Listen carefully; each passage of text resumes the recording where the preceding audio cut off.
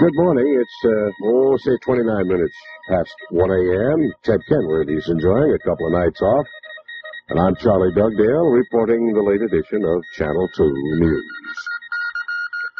There may have been an attempt on the life of Vice President Rockefeller here in Los Angeles last night. Police say a woman carrying a 5.5-inch dagger in her purse was arrested outside the L.A. Times headquarters just minutes before Rockefeller emerged from the building. 43-year-old Christine Nicholson, a trenchant living in a downtown hotel, reportedly told police that Rockefeller had somehow harmed her and was responsible for her mother being held captive. The woman identified herself as Lucifer Satan. She was questioned by Secret Service officials and booked on charges of carrying a concealed weapon. Former Chief of Naval Operations Elmo Zumwalt Tuesday night repeated his charge that Secretary of State Kissinger negotiated a secret arms agreement with the Soviet Union. In an interview up in Bakersfield, Zumwalt said the issue of Kissinger's alleged role in conspiring to withhold Soviet violations of the SALT Accord from President Ford is, quote, serious. This because Kissinger will go to Moscow soon to negotiate a deal that, in Zumwalt's opinion, will increase Russia's nuclear advantage. Zumwalt says Kissinger knows the charge is true.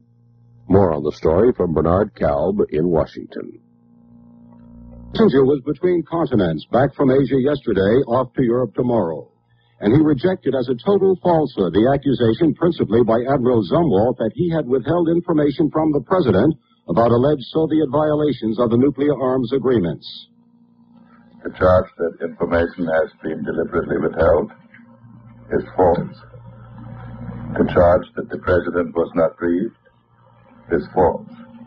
The charge that there has been that either I, as Secretary of State, or as Assistant to the President, have refused to deal with compliance issues is false. The charge that there were secret agreements is essentially false. Kissinger warned that the debate over allegations of violations could in fact tempt noncompliance with the Strategic Arms Agreement. It may create an impression that the United States government would make a serious agreement on a matter of affecting the survival of the United States, and that its senior officials would then collude in a violation of this agreement. Let no foreign government believe that this is conceivable. Kissinger also revealed he would not be visiting Moscow at the end of his 9-day trip to Europe, but did expect to go to Moscow within 4 to 5 weeks in an effort to draft a new SALT agreement. Bernard Kalb, CBS News, Washington. Overseas, Christian military forces in Beirut, Lebanon, claim victories on a broad front in the wake of Monday's massive Palestinian and Muslim attacks in the city. The Christian forces now say they hammered back the Muslim militia some 500 to 800 yards from positions they overran in the early fighting. Mike Lee has a dramatic film story of the destruction in Beirut. Beirut today showed the scars of 2 days of heavy fighting between leftist and right-wing militia. The Phoenicia Hotel had been set on fire by the leftists, who were also trying to dislodge the phalanges from the nearby Holiday Inn. The battle lines had not changed much from the day before. The damage to property was heavy, and at least 50 lives had been lost since the rocket and mortar exchanges began last Sunday night. The leftists are trying to push toward the phalanges' headquarters and have made some headway here and there, cutting off several key roads and advancing through the town. The government called in 100 Lebanese army troops to guard the central banking district, which was in danger of being overrun by the leftists. So far, the army has not intervened directly, and the leftists are fearful the army would side with the phalanges should it become involved in the shooting. Even if another ceasefire were to be declared today, the Lebanese government is not prepared to put forth a set of political reforms to cement a truce. So, in the meantime, the leftists are trying to gain as much territory as possible, and the right-wing phalanges are trying to hold on to what they have. Each new round here bringing more damage, more casualties, but no more progress toward solving the basic problems that keep the Christians and the Muslims at arm's length. Mike Lee, CBS News, Beirut.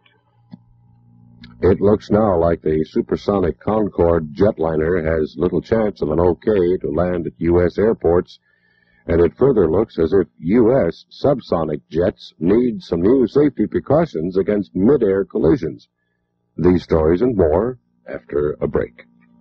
Again, the news, there were some harsh words in Washington today about the British-French supersonic jet transport, the Concorde. Words that would seem to mean that the sleek air monster will never again roar into big American airports.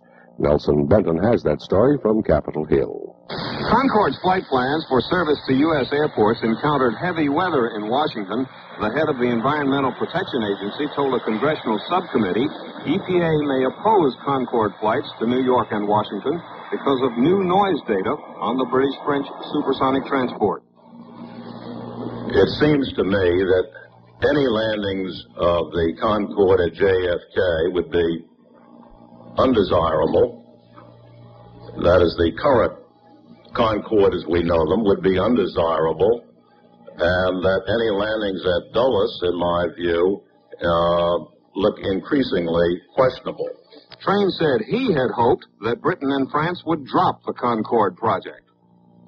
There are anachronisms, and at a time of not just environmental concerns and economic concerns, but energy concerns, to continue to push as energy a wasteful technology as the Concorde really makes no sense to me whatsoever. The federal government is to decide early next year whether to grant Concorde landing rights in the United States. Train's testimony did not help its prospects. Nelson Benton, CBS News, Capitol Hill. Repercussions continue over that dangerous near miss between two American jumbo jet airliners over the Great Lakes a couple of weeks ago. It now develops there have been several more near mid-air misses, and an outcry for more safety precautions is rising. One of the most critical areas is around Chicago, and Sharon Lovejoy has a report from there.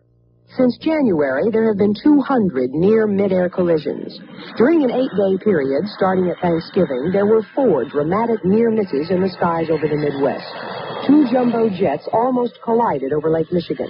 3 more incidents all involved planes heading toward the runways of Chicago's O'Hare Airport. 1 near miss was blamed on pilot error. The others attributed to air traffic controllers and the system they use to guide the planes. The occurrence was not a mid-air collision. However, minimum legal separation was violated through an oversight in the air traffic control system. That's one explanation for a near miss. But questions are being raised about air traffic policies. Is the volume of takeoffs and landings too high? One alleged procedure under fire by air controllers is called pumping and jamming. Pumping and jamming is running as many airplanes as close together within the prescribed minimum separation standards as possible. Anytime a controller tries to stay at an extra mile or 2 for safety for the flying public, he's berated and criticized by management that he's intentionally going into a slowdown situation. I was a controller for 15 years before I went into administrative work. No one ever pressured me, nobody pressured that young man over there, to move more than is safe. If he thinks it's unsafe, then he should say so. He should tell the agency. He should tell his supervisors. And we'll see to it that we put in flow control and slow the traffic down, which we do, by the way, which we do quite often. Next week, the Federal Aviation Administration installs what it calls a conflict alert warning system at Chicago's Air Route Traffic Control Center. It's a backup system designed to head off near misses. An alert will flash 2 minutes before planes come within 5 miles of each other at the same altitude. But the new conflict alert system hasn't satisfied the air controllers. The O'Hare unit has a suit in federal court against the FAA, demanding reduced work hours and expanded staff, along with higher wages. They claim a successful outcome would mean safer flying for the public. Sharon Lovejoy, CBS News, Chicago. Gail Goodrich is out of the Laker lineup for a week after he caught an elbow in the nose. And Hollywood, the movie capital, gets some old-fashioned vaudeville instead. This and more in, half a minute or so. Just half a minute. I was sitting there expecting a couple. In sports, Gail Goodrich, who still hasn't signed his contract with the Los Angeles Lakers, will miss at least 1 week of the National Basketball Association season with a broken nose. And that ain't funny, friends. Goodrich took an elbow shot to the nose in a practice session Tuesday. In addition, the other Lakers starting guard, Lucius Allen, is listed as doubtful for the Friday game against Philadelphia. Lucius has a strained back. The Kentucky Derby may be America's most famous thoroughbred horse race, but Hollywood Park has announced the richest race for 3-year-olds for its coming season. It's called the Hollywood Derby. Oh, and listen to this. It offers $200,000 in prizes. It's to take place on April 10th. And in pro football, the L.A. Rams are now a 10-point favorite over Green Bay in next Sunday's home game. Looking at the weather, mercury got up to a rather warm 81 degrees at Civic Center Tuesday and 81 at L.A. International Airport. We hope you enjoyed the warmth because it'll leave us today. Highs in the basin are predicted right around 70, with the highs Thursday down into the 60s. The high deserts will see highs in the 60s both days. That's up in Apple Valley, and down Hemet Way and Riverside, the low desert, it'll be in the 70s.